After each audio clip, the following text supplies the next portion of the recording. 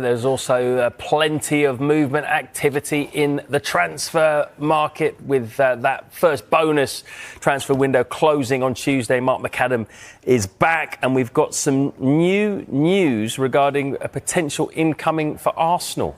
Yeah, huge news for Arsenal fans. Every great transfer saga begins with whispers, quiet observations, subtle scouting missions, and hushed conversations that fans never see. For Arsenal and Eberechi Eze, that spark had been smoldering long before the summer of 2025 brought it into the headlines. Inside Arsenal's recruitment department, the admiration for Eze wasn't new. His journey from grassroots football to QPR, then to becoming Crystal Palace's talisman, was the sort of story Arsenal respected. He wasn't just a player of talent, he was a player of resilience. Rejected as a teenager, he had fought his way back, rebuilt his career, and carved out a place as one of the Premier League's most dazzling creators.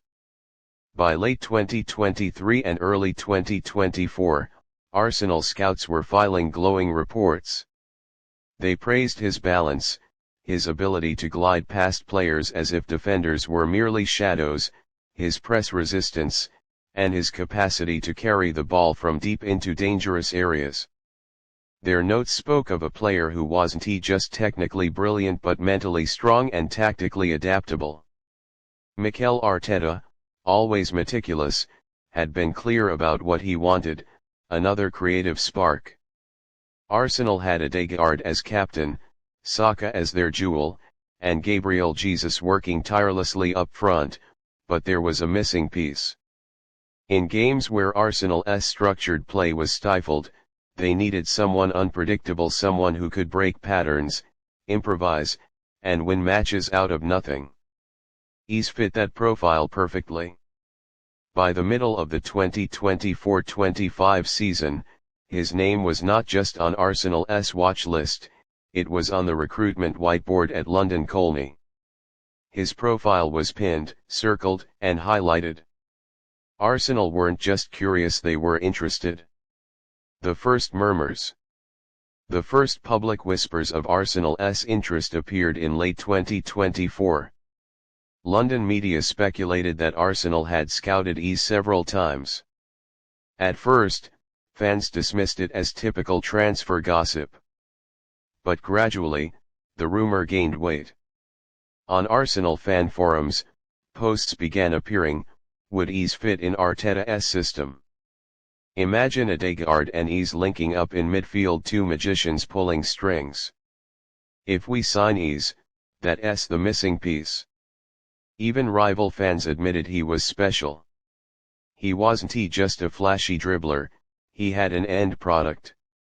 His goals and assists for Palace proved he could handle responsibility, even in a team without Arsenal's firepower. But Arsenal weren't alone in admiring him.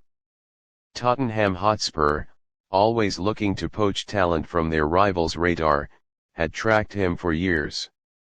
Manchester City's Pep Guardiola, forever on the lookout for technically gifted midfielders, was also interested. Chelsea, as ever, lurked in the background. The stage was set for a battle. January 2025, the buzz intensifies. When the January 2025 transfer window opened, Arsenal's name was linked with numerous players, but Eze stood out. By then, he was hitting peak form for Palace. Week after week, he was Palace's shining light, ghosting past defenders, scoring from range, and threading passes that only the most creative players could see. On social media, Arsenal fans shared highlight compilations with captions like, "Imagine this in red and white under Arteta." Journalists caught on. A respected North London reporter wrote, "Arsenal are serious about adding another creative midfielder. Palace's Eberechi Eze is high on their list. Don't expect a January move, but keep an eye on this for summer." It was a carefully crafted leak, but it set pulses racing. Suddenly, Arsenal fans weren't just daydreaming, they were preparing themselves for a real possibility. Palace's position. Crystal Palace, however, stood firm. Chairman Steve Parish was known as a tough negotiator, and manager Oliver Glasner echoed his stance: Eberechi is our player. He's happy here, he's performing, and we have no reason to sell him in January. Privately, Palace knew the reality: if he's kept this up, a summer move was inevitable. But for now, they dug their heels in. Arteta's hints.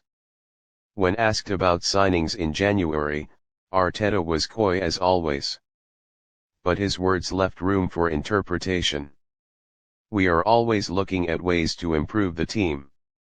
We need players who can create something out of nothing, who can take responsibility in difficult moments. It sounded generic, but to Arsenal fans, it was a breadcrumb trail. Create something out of nothing, that was Eze's trademark. The dressing room whispers. Even within Arsenal's squad, Eze's name floated around. Bukayo Saka, having faced him for both club and country, reportedly told teammates, "He's a baller. If he comes here, we'll be cooking." Declan Rice, too, admired him from their England camps. He could see how Eze's ball carrying would make Arsenal's midfield more unpredictable, more dangerous. The Tottenham threat. But there was danger. Tottenham, desperate to keep up with Arsenal's project, were circling. Spurs fans on social media were pleading, "Bring Eze to N17." The thought of losing a target like Eze to Spurs made Arsenal fans nervous. This wasn't just about football, it was about identity. Losing him to their fiercest rivals would be unforgivable. The media storm. By March and April, the speculation was everywhere.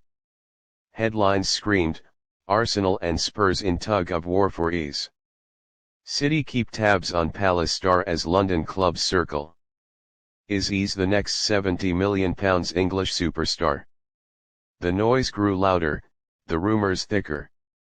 Everyone knew, Eze was leaving Palace. The only question was where Eze's composure. Through it all, Eze stayed calm. In interviews, he was respectful but firm: "I'm focused on playing for Palace. That's my job. Everything else is noise." But those close to him knew the truth. He wanted more. He wanted Champions League football. He wanted to compete for titles. And Arsenal's project, young, ambitious, hungry, was pulling at him like gravity.